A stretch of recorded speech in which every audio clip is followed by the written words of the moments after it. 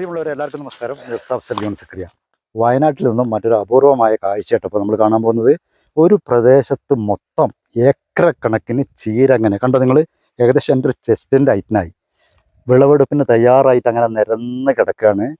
അതേപോലെ തന്നെ ഒരു ഭാഗത്തു നിന്ന് വിളവെടുത്തതിൻ്റെ ആ ഭാഗങ്ങളും മറ്റൊരു ഭാഗത്ത് വിളവെടുപ്പ് കഴിഞ്ഞതിൻ്റെതും ഇപ്പോൾ ഇതിൽ മിക്കവാറും ഗുഡ്സ് വണ്ടികളിൽ ഡെയിലി ഇവിടുന്ന് നിന്ന് കയറ്റി പോകുന്നുണ്ട് കേട്ടോ. ഞാനിപ്പോൾ 2-3 ദിവസം മുമ്പ് ടൗണിലൊക്കെ നമ്മുടെ സുൽത്താൻ ബത്തേരിയിലും മാടക്കര അങ്ങനെയുള്ള സ്ഥലങ്ങളിലൊക്കെ പച്ചക്കറി പീടികളിലൊക്കെ പച്ച ചീരക്കെട്ട്, പച്ച ചീര ഇലക്കെട്ട്, പ്രത്യേകിച്ച് ഇപ്പോൾ ഒരു നോമ്പ് സമയം കൂടിയാട്ടോ. സത്യം പറഞ്ഞാൽ അത് കണ്ടപ്പോൾ എനിക്ക് ഭയങ്കര കൗതുകം തോന്നി, അത്ഭുതം തോന്നി. കാരണം ഈ ഒരു ടൈമിലും ഇതേപോലെ ഇമാതിരി ചൂടില്ല ഈ സമയത്ത് ഇതുപോലെ നല്ല പച്ച ചീര എങ്ങനെ? പിന്നീട് അതാണ് മനസ്സിലായത് എൻ്റെ തൊട്ട അയൽവക്കത്ത് നിന്ന് തന്നെയാണ്. എൻ്റെ അയൽവാസിയായ എൻ്റെ ഒരു സുഹൃത്തും കൂടിയായിരുന്ന കുരിക്കൾ മുഹമ്മദ്, അദ്ദേഹത്തിൻ്റെ ചീരത്തോട്ടത്തിലാട്ടപ്പോൾ ഞാനിപ്പോൾ ഉള്ളത്. എന്തായാലും അദ്ദേഹം ഇവിടെ ഉണ്ട്. ചീര മാത്രമല്ല, നിരവധി കൃഷികൾ അദ്ദേഹം സീസൺ അനുസരിച്ച് ചെയ്തുകൊണ്ടിരിക്കും കേട്ടോ. മത്തൻ, ചേന, ചിരങ്ങ, അങ്ങനെ വാഴ, അങ്ങനെ ഒരു കപ്പ, ചേമ്പ്, അങ്ങനെ ഒരുപാട് നിരന്ന് എല്ലാവിധ കൃഷികളും അദ്ദേഹം ചെയ്യാറുണ്ട് ഓരോ ടൈമിലും. പക്ഷേ ഇതുപോലെ നല്ല രീതിയിൽ കൃഷികൾ ചെയ്ത് നല്ല രീതിയിൽ ലോഡുകളൊക്കെ കയറ്റി അയക്കുന്നുണ്ടെങ്കിൽ ആരും അദ്ദേഹത്തെ അധികം ശ്രദ്ധിക്കപ്പെട്ടില്ല, ഈ കർഷകനെ ശ്രദ്ധിക്കപ്പെട്ടില്ല. മാത്രമല്ല ഇതിലെ ഏറ്റവും വലിയൊരു പ്രത്യേകത എന്ന് പറഞ്ഞിട്ടുണ്ടെങ്കിൽ അദ്ദേഹം ഉപയോഗിക്കുന്നത് അധികം പച്ചില വളങ്ങളാണ്, ജൈവ വളങ്ങളാണ്. ഇംഗ്ലീഷ് വളങ്ങളോ മറ്റൊന്നും ഉപയോഗിക്കാറില്ല. കാരണം എന്താ വെച്ചാൽ നമ്മൾ അയൽവക്കത്താണ്, നമ്മളത് അറിയുകയും ചെയ്യുക. എന്തായാലും അദ്ദേഹത്തെ നമ്മൾ വിളിക്കുകയാണ്, നമ്മൾ പരിചയപ്പെടുകയാണ് കേട്ടോ. അപ്പോൾ നമ്മളെ കൂടെ കുരുക്കൾ മുഹമ്മദ് ഉണ്ട് കേട്ടോ. അദ്ദേഹത്തിൻ്റെയാണ് ഞാൻ നേരത്തെ പറഞ്ഞു ഈ ചീരത്തോട്ടം. എന്തായാലും നമുക്ക് ഇതിനെക്കുറിച്ച് കാര്യങ്ങൾ ചോദിച്ച് മനസ്സിലാക്കാം കേട്ടോ. നോക്കാം, സലാമുണ്ട്. പിന്നെ ഇത് സത്യം പറഞ്ഞാൽ എനിക്ക് ഭയങ്കര അത്ഭുതം, കൗതുകം തോന്നി. നിലവിൽ ഞാൻ വലിയൊരു ചാനലിൽ ഇത് കണ്ടിട്ടാണ് വന്നത്. തുറന്നു പറയാലോ, നമ്മുടെ അയൽവക്കത്ത് ഇങ്ങനെ സംഭവം ഉണ്ടായിട്ട് എനിക്ക് ശ്രദ്ധിക്കാൻ പറ്റില്ല. ഒരുപാട് കൃഷികൾ വർഷങ്ങളായി ചെയ്യുന്ന ഒരു മനുഷ്യനാണ് നിങ്ങൾ. ആരും ശ്രദ്ധിക്കപ്പെട്ടിട്ടില്ല, നിരവധി. ഇപ്പൊ തന്നെ ഞാൻ അവിടെ നോക്കിയ സമയത്ത് അവിടെ കണ്ടത് എന്തായിരുന്നു? വള്ളി, അത് ചുരങ്ങ. ചുരങ്ങയുടെ വള്ളി ഇപ്പോൾ രണ്ടാമത് ഇങ്ങനെ കയറി വരുന്നുണ്ട്. ഇപ്പോൾ അതാണ് സ്ഥിതി. ഒന്നല്ലെങ്കിൽ മറ്റൊന്ന്. പറഞ്ഞോളൂ, ഇത് ഏകദേശം ഇവിടെ എത്ര സ്ഥലമുണ്ട്? ഈ ഏക്കർ? ഇത് ഒരേക്കർ സ്ഥലമാണ്. ഒരേക്കർ സ്ഥലമാണ്. നമ്മുടെ ഏലിയാസ് എന്ന് പറഞ്ഞ ഒരാളുണ്ട് ഇവിടെ, അപ്പോഴത്തെ വീട്ടില് ഏലിയാസ് സീന, അവരുടെ ദമ്പതി. അവര് എനിക്ക് കൃഷിയുടെ താല്പര്യം കണ്ടിട്ട് അവര് കൃഷി ചെയ്യാൻ വേണ്ടിട്ട് എനിക്ക് തന്ന സ്ഥലം. പാട്ടൊന്നും തരണ്ടെന്ന് പറഞ്ഞു തന്ന. ഓ, ഉണ്ടോ? ഇതാണ് നല്ലൊരു കൃഷിക്കാരനായാലും അത് പാട്ടം വേണ്ടെന്ന് ഏലിയാസ് അവരുടെ അല്ലേ വൈഫോടും കൂടിയിട്ട് ഇദ്ദേഹത്തിന് ഒരു ഏക്കർ കൃഷി ചെയ്യാൻ വേണ്ടി കൊടുക്കും. ഇന്നത്തെ കാലത്ത് പാട്ടം എത്ര കൊടുക്കണം? ഇപ്പൊ ഈ ചീര ചെയ്തിട്ട് ചീരന്റെ പകുതി പാട്ടക്കാരന് കൊടുക്കണം, അങ്ങനത്തെ ഒരു കാലമാണ്. അത് പോട്ടെ. പിന്നെ ഇതിപ്പോ എത്രാമത്തെ വിളവെടുപ്പ് അതിൽ കഴിഞ്ഞത്? ഈ വർഷം ഇത് നട്ടതിന് ശേഷം ഇപ്പൊ ഇത് 4 പ്രാവശ്യം വിളവ്. ഇതിപ്പോ 3ാമത്തെ തവണ വിളവെടുപ്പ്. ഇപ്പൊ നാളെ മുതൽ ഈ ഭാഗം തുടങ്ങും. ഇപ്പൊ നമ്മള് നിലവിൽ 4 പ്രാവശ്യം വിളവെടുത്തു. ഇനിയിപ്പോ ഇതെല്ലാം കൂടി നാളെ മുതൽ തുടങ്ങുന്നില്ലേ? ഞാൻ ചെറിയ ഗുഡ്സ് വണ്ടികളിലൊക്കെ പോകുന്ന കണ്ടു. ഇന്നിപ്പോ ഒരു ഗുഡ്സ് വണ്ടി വന്നിരുന്നു, അത് മേപ്പാടി ഭാഗത്തേക്ക്. അതിപ്പോ ഈ മറ്റേ നോമ്പ് കാലമാണ്. അപ്പൊ നോമ്പ് കാലാവുമ്പോ കൂടുതൽ ആളുകൾക്ക് ഇത് ആവശ്യം ഉണ്ടാവും. അപ്പോ അതായത് മറ്റു പാലക്കാട് നിന്നാണ് ഇപ്പൊ ഇവിടെ വയനാട്ടിലേക്ക് സാധനങ്ങൾ ഈ ഭാഗത്തേക്കൊക്കെ വരുന്നത്. ബത്തേരിക്ക് പാലക്കാട് നിന്ന് വരുമ്പോഴേക്ക് അത് നീണ്ടു ഒരു ചുവന്ന ചീര. അത് പാലക്കാട് നിന്നാണ് ചീരന്റെ ഇല വരുന്നത്. പാലക്കാട് നിന്നാണ് വരുന്നത്. കടകളിലൊക്കെ ചോദിച്ചാൽ നമുക്ക് അറിയാം. അപ്പൊ ഇവിടെ പ്രാദേശികമായിട്ട് ആരെങ്കിലും ഒക്കെ കുറച്ചൊക്കെ ഉണ്ടാക്കുന്നുണ്ടോ? പക്ഷെ അത് തികയില്ലല്ലോ. അപ്പൊ ഇപ്പൊ ഭയങ്കര ഡിമാൻഡാണ്. അപ്പൊ ഈ ഫോണിന്റെ ജോലിയൊന്നും ചെയ്യാൻ പറ്റുന്നില്ല, ഫോണ് വന്നുകൊണ്ടേ ഇരിക്കുക. അപ്പൊ ഈ നോമ്പായതുകൊണ്ട് തമിഴ്നാട് നീലഗിരി ഗൂഡല്ലൂർക്ക് കൊടുത്തയക്കുന്നുണ്ട്. പിന്നെ തമിഴ്നാട് നീലഗിരിമാട്, പിന്നെ അമ്പലവയല്, വടുവഞ്ചാല്, ചുള്ളിയോടൊക്കെ പ്രാദേശിക വയനാട്ടിലെ ഒരുവിധ സ്ഥലങ്ങളിലേക്കൊക്കെ കുരുക്കുളമൊക്കെ ഈ ചീര ഇപ്പോൾ കൃഷി എത്തിക്കുന്നുണ്ട്. അതുപോലെ തന്നെ തമിഴ്നാട്ടിലേക്ക് കൂടിയും പോകുന്നുണ്ട്. എന്തായാലും ഞാൻ പറഞ്ഞല്ലോ, ഇതൊരു അത്ഭുത കാഴ്ച തന്നെയാണ്. ഇമാതിരി വെയിലത്ത് ഇമാതിരി ഒരു ചൂടില്ല ഈ ഒരു സമയത്തിട്ടോ ഇത് ഇങ്ങനെ ചെയ്തേക്കും. അപ്പൊ ഇതിനുള്ള ഇതിന്റെ വെള്ളം കാര്യങ്ങളൊക്കെ ഈ മോള് തോട്ടിൽ നിന്ന് തിരിച്ചുവിട്ട് ചാലിലൂടെ മുക്കി നനക്കാണ്. ഇതിപ്പോ പിന്നെ വേറൊരു സംശയം കൂടി ചോദിച്ചു, പ്രധാനപ്പെട്ട ഒരു സംശയമായിട്ട് ഞാൻ ചോദിക്കാൻ പോണത്. പിന്നെ ഞാൻ പറഞ്ഞു, പക്ഷെ ഇതിനിടുന്ന വെള്ളം, കാരണം ഇതിന്റെ പച്ചപ്പ് കണ്ടോ, ഇതിങ്ങനെ ഇത്ര ഉഷാറായിട്ട് ഈ പച്ചപ്പിൽ ഇങ്ങനെ ഇതിന് കൊടുക്കുന്ന വളം എന്താണെന്നല്ല കൂടി. ഇതിവിടെ നമ്മളെ ഏറ്റവും നല്ലൊരു കർഷകനായ ജോബി ഉണ്ടല്ലോ, തറപ്പേല്. ജോബിയുടെ മുട്ടക്കോഴി വളം ഇറക്കും നാമക്കലിലോട് ലോഡ് ഇറക്കും. തറപ്പേൽ ജോബി അദ്ദേഹത്തിന്റെ അടുത്ത് ആവശ്യത്തിന് ഇങ്ങനെ കൊണ്ടുവരും. മുട്ടക്കോഴിന്റെ വളം. അപ്പോൾ നമ്മുടെ കുരുക്കൾ മുഹമ്മദ് പിന്നെ കൃഷി ചെയ്യുന്ന ഈ ചീര മാത്രമല്ല എന്ത് കൃഷി അദ്ദേഹം ചെയ്യുന്നുണ്ടെങ്കിലും ഇപ്പോൾ കാരണം കോഴി വളമാണ് ഇട്ട് കൊടുക്കുന്നത്. അപ്പോൾ വയനാട്ടിലാണെങ്കിലും വയനാട് പുറത്താണെങ്കിലും കേരളത്തിൽ എവിടെയാണെങ്കിലും ഇദ്ദേഹത്തിന്റെ നമ്പർ വെച്ചോളി, നിങ്ങൾക്ക് അത് വലിയ ഉപകാരപ്പെടും. കാരണം എന്താ വെച്ചാൽ വെറും ചീര മാത്രമല്ലല്ലോ, എന്തൊക്കെയാണ് നിങ്ങൾ കൃഷി ചെയ്തത്? ഞാനിപ്പോ ഇത് കഴിഞ്ഞാൽ കഴിഞ്ഞ വർഷം മത്തൻ നട്ടിരുന്നു. മത്തൻ പിന്നെ കുമ്പളം, ഇളവെന്ന് പറയുമ്പോൾ കുമ്പളങ്ങ. പിന്നെ അത് കഴിയുമ്പോൾ അത് 2 മാസം കൊണ്ടാവും വയലിലേക്ക്. അത് കഴിഞ്ഞ് കഴിഞ്ഞ വർഷത്തെ കംപ്ലീറ്റ് കൂർക്കലിന്റെ വിളവെടുപ്പ് ഡിസംബറിൽ കഴിഞ്ഞതിന് ശേഷമാണ് ഈ ചീരകൃഷി എടുക്കുന്നത്. അപ്പൊ ചീരകൃഷി എന്ന് പറഞ്ഞാല് ഹൈ റിസ്ക് ആണ്. അതായത് രാത്രിയും പകലും, അതായത് ഫുൾ അതിനും ഏറ്റവും കൂടുതൽ പരിചരണമാണ്, ശ്രദ്ധയാണ്. 2 നേരം നനക്കണം, 2 നേരം, രാവിലെയും വൈകുന്നേരം. പിന്നെ പൊതുവെ നമ്മുടെ ഈ നാട് വയനാട് നമ്മുടെ ഈ നാട്ടിൽ ഒരുപാട് വന്യമൃഗങ്ങളുടെ ശല്യമാണ്. അതായത് മനുഷ്യനും വളർത്തുമൃഗത്തിനും നമ്മുടെ കാർഷിക വിഭവങ്ങൾക്കൊക്കെ ശല്യമാണ്. ഈ ഒരു സ്ഥലം ഇതൊരു ഒറ്റപ്പെട്ട ഒരു വയൽ ഏരിയ, വീടൊക്കെ ദൂരെയാണ്. അപ്പൊ ഇവിടെ വല്ല മൃഗത്തിന്റെ ശല്യം ഉണ്ടോ? ഈ ചീരക്ക് എന്ത് മൃഗങ്ങളാ ശല്യം ചെയ്യുക, എങ്ങനെ എന്താന്നൊക്കെ? ഇവിടെ മൃഗശല്യം ഉണ്ട്. എന്താ വെച്ചാല് ആനയൊന്നുമില്ല, ആനയും കുരങ്ങും ഇല്ല. പിന്നെ കാട്ടാട്, മാന്, പിന്നെ മുയല്. മുയലിന്റെ ശല്യം കാര്യമായിട്ടൊന്നും കുറച്ചുണ്ടാവുള്ളൂ. പക്ഷെ ആടുകൾ വരുന്നുണ്ട് കാട്ടാട്. ഇപ്പൊ കുറച്ചായിട്ട് കുറവാ. ഞാനിപ്പോ കണ്ടത് ഇതെങ്ങനെ കാണാം, നിങ്ങൾക്ക് വെളുത്ത കൊടികൾ കണ്ടില്ലേ?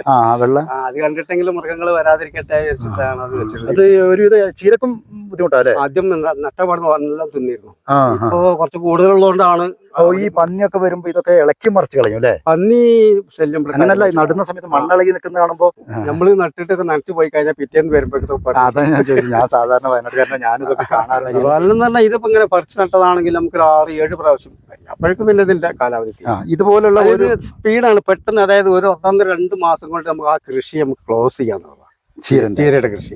മറ്റുള്ള കൃഷി ഇപ്പൊ വാഴയൊക്കെ ആണെങ്കിൽ 1 വർഷം വേണം.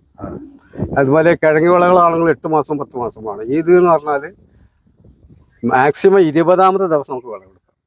ചീര നട്ടിട്ട് 20ാമത്തെ ദിവസം നമുക്ക് ഇത് ഫസ്റ്റ് വിളവ് ഞാൻ എടുത്തത് നട്ടിട്ട് 20ാമത്തെ ദിവസമാണ് ഫസ്റ്റ് വിളവെടുപ്പ് നടത്തിയത്. അപ്പൊ ഇതിൽ നിന്നും നമ്മളിപ്പോ ഇതിപ്പോ ഞാൻ ഫസ്റ്റ് വിളവെടുപ്പില് ആദ്യത്തെ കട്ട് ചെയ്തു. ഇനിയിപ്പോ അത് കണ്ട ശിഖരങ്ങള് 1, 2, 3, 4, 5, 6, 7, 8, 10 ശിഖരങ്ങളൊക്കെ ഉണ്ടാവും.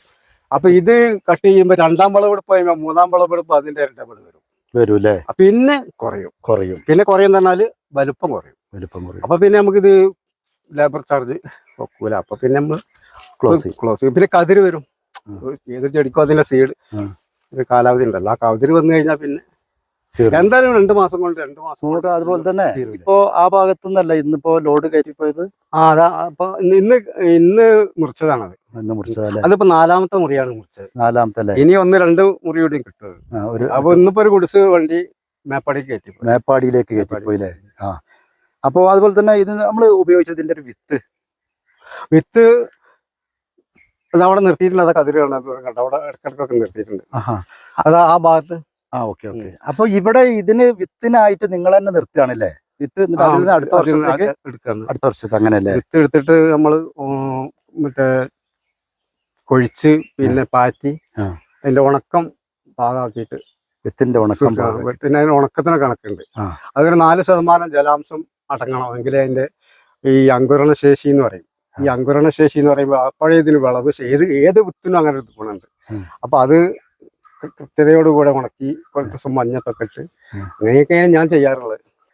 അകലം പ്രധാന ഘടകമാണ്. ശരിക്കും 1.5 അടി 2 അടി അകലം വേണം ചുരുങ്ങിയത്. ഒരു ചീരന്റെ ഡിസ്റ്റൻസ് ഇതുണ്ടോ?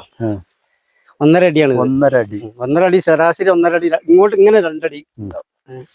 1.5 അടിയിൽ 2 അടിയിലാണ് ഇതിങ്ങനെ. 1.5-2 അടിയിലാട്ടോ ഓരോ ചീരത്തയ്യും. നമ്മൾ ചീരത്തൈ എന്നൊക്കെ പറയുമ്പോൾ നമുക്ക് വേറും നിസ്സാരമായി തോന്നും. നമ്മൾ വിചാരിക്കും ചീര അങ്ങനെ പറിച്ചെടുക്കാന്നില്ലേ. പക്ഷെ ഇതുപോലെ ഒരു കർഷകന് ഇതുപോലെ സംഗതി ആക്കി കിട്ടണമെങ്കിൽ അതിന് കുറച്ച് കാര്യങ്ങൾ കണക്ക് കാര്യങ്ങൾ എല്ലാം ഉണ്ട്. പിന്നെ അതുപോലെ ഇതിപ്പോ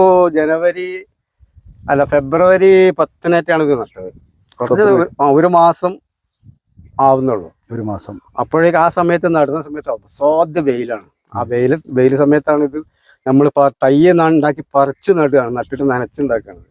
അപ്പൊ അത്രയും റിസ്ക് ഒന്ന് ആലോചിച്ച് നോക്കുക. അതാണ് എന്റെ. അതെ, എല്ലാ വർഷത്തിലും കൂടുതൽ ഈ വർഷം ഭയങ്കര വെയിലാണ്. എന്തും കരിഞ്ഞു പോകാം, മനുഷ്യൻ തന്നെ കരിഞ്ഞു. ആ സമയത്ത് ചീരന്റെ ചെറിയതായി എത്ര വെള്ളം കിട്ടിയാലും അതങ്ങനെ വെയിലത്ത് നിർത്തി കൊണ്ടുവരാല് അതിനൊരു എക്സ്പീരിയൻസും കാര്യങ്ങളും അതിനുള്ള സംഭവം ഇവിടെ കാണാനുണ്ട്. അതിന്റെ വിളവെടുപ്പ് ഇപ്പൊ കിട്ടുന്നുണ്ട്. അതാണ് എന്റെ ഒരു. അതുപോലെ തന്നെ പിന്നെ നമുക്ക് ഒരു കാര്യം കൂടി ചോദിച്ചു നോക്കട്ടെ. ഇപ്പൊ ഈ ഇലയൊക്കെ ഇതുപോലെ ഇങ്ങനെ ഞാൻ പറയുമ്പോ ഇത്രയും പിന്നെ ഇലകളുടെ ഡാമേജ് ഒന്നും ഇല്ലാതെ പുഴുക്കളൊന്നും ഇല്ലാതെ കാണുമ്പോ ഒന്നും വിചാരിക്കരുത് വല്ല കീടനാശിനികളോ എന്തെങ്കിലും അടിക്കണ്ടോ, ചോദിക്കാൻ പാടില്ല. ഇത് ചീരക്ക് കീടനാശിനികൾ രോഗങ്ങൾ ഇലക്ക് കുത്തുകൾ വരും, പക്ഷെ അത് മഴക്കാലത്തേ വരുള്ളൂ. വെയിലത്ത് ഒരു കീടനാശിനി ഇതിൽ അടിക്കാറില്ല, അടിക്കാൻ പാടില്ല. അതായത് ഇപ്പൊ ജൈവമാണെങ്കിലും രാസ കീടനാശിനി ആണെങ്കിലും ചീരയിൽ അടിക്കൂല. അത് ചീരയുടെ ഇലക്ക് ഒരു കുത്തുണ്ടെങ്കിൽ അത് ഇഷ്ടമുള്ളവർ വാങ്ങുക, അല്ലാത്തവർ വാങ്ങാതിരിക്കുക. ചീരന്റെ അതായത് വേനൽക്കാലത്ത് ഒരു മരുന്നും വേണ്ട. നിങ്ങൾക്ക് പരീക്ഷിച്ച് നോക്കാം, നട്ടിട്ട്. അതായത് എവിടെ നട്ടാലും നോക്കാം, ആർക്ക് വേണമെങ്കിലും പരീക്ഷിച്ച് നോക്കാം. വെയില് ശക്തമായ വെയിലുണ്ട്, രോഗങ്ങൾ വരില്ല. അല്ല, നമ്മൾ ഇങ്ങനെ അതുകൊണ്ട് ചോദിച്ചു പോയതാണ്. അതേ സമയത്ത് മഴക്കാലത്ത് പറമ്പിലൊക്കെ ഉണ്ടാകുമ്പോൾ പല ധാരാളം കാണാറുണ്ട്. അതാ ഞാൻ ചോദിച്ചത്. നമ്മളെ വീട്ടിലൊക്കെ ഉണ്ടാകുന്നത് മഴക്കാലത്ത്, കാരണം വേനലത്തൊന്നും പിടിക്കുന്നില്ല. ഇതുപോലൊക്കെ ഒരു ചെറിയൊരു കുത്തൊക്കെ ഉള്ളതാണ് ഞാൻ വാങ്ങല്. കാരണം എന്താ വെച്ചാൽ ഞാൻ പഠിച്ചത് വളം അടിക്കാത്ത സംഗതിയിൽ പുഴു കയറുന്നതാണ്. ഇപ്പോഴാണ് എനിക്ക് മനസ്സിലായത് പുഴു കയറാത്ത സാധനത്തിലും ഫ്രഷ് സാധനം വെയിലത്ത് നട്ടയിൽ ഉണ്ടാവും എന്നുള്ളത്. ഇപ്പൊ അദ്ദേഹത്തിൽ നിന്ന് എനിക്കൊരു അറിവ് കിട്ടിട്ടോ. അതേതായാലും അത് എല്ലാ കർഷകരോടും ചോദിച്ചാൽ അറിയാം. കാരണം വെയിലത്ത് ഇപ്പൊ ക്യാബേജ് ചില ആളുകൾ തെറ്റിദ്ധരിക്കുമല്ലോ, വയനാട്ടിലെ ക്യാബേജിലും മരുന്നടിക്കുന്നുണ്ട്.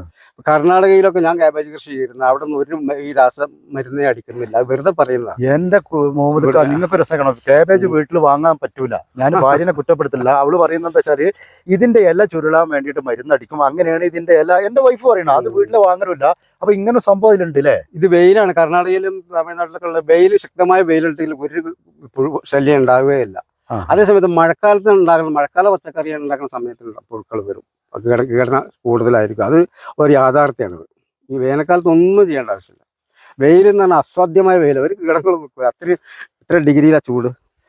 അതാണ് എൻ്റെ ഒരു. അപ്പൊ നമ്മള് വയനാട് കരടിപ്പാറയിലെ ഒരു കർഷകനായ കുരുക്കൾ മുഹമ്മദ് ഖാനെ പരിചയപ്പെട്ടു. അദ്ദേഹത്തിന്റെ ചീരത്തോട്ടം കണ്ടു. നിരവധി കൃഷികളാണ് അദ്ദേഹം ചെയ്യുന്നത്. അപ്പൊ അദ്ദേഹത്തെ പോലുള്ള ഒരുപാട് കൃഷിക്കാർ നമ്മുടെ വയനാട്ടിൽ മാത്രമല്ല കേരളത്തിന്റെ നിരവധി ഭാഗങ്ങളിലുണ്ട്. പക്ഷെ ഇവർക്ക് എന്താ വെച്ചാൽ ഇവർക്ക് 5-10 സെന്റ് സ്ഥലങ്ങൾ മാത്രമേ ഉള്ളൂ. അതുപോലെ പാട്ടഭൂമികൾ കിട്ടാനുണ്ടെങ്കിലും അതിൻ്റെ കാര്യങ്ങളൊക്കെ മുന്നോട്ട് കൊണ്ടുപോകാൻ വലിയ ബുദ്ധിമുട്ടിലാണ്. അപ്പോൾ സർക്കാർ അതിൽ ബന്ധപ്പെട്ട് ഇവർക്ക് വേണ്ട നിർദ്ദേശങ്ങളും സാമ്പത്തിക സഹായങ്ങളും ഇതുപോലുള്ള കർഷകരെ ഓരോ വാർഡ് തലത്തിൽ പോയി കണ്ടെത്തിയാൽ ഇതുപോലുള്ള നിരവധി സംഭവങ്ങൾ നമുക്ക് നമ്മുടെ നാട്ടിൽ തന്നെ വിളയിച്ചെടുക്കാൻ പറ്റും.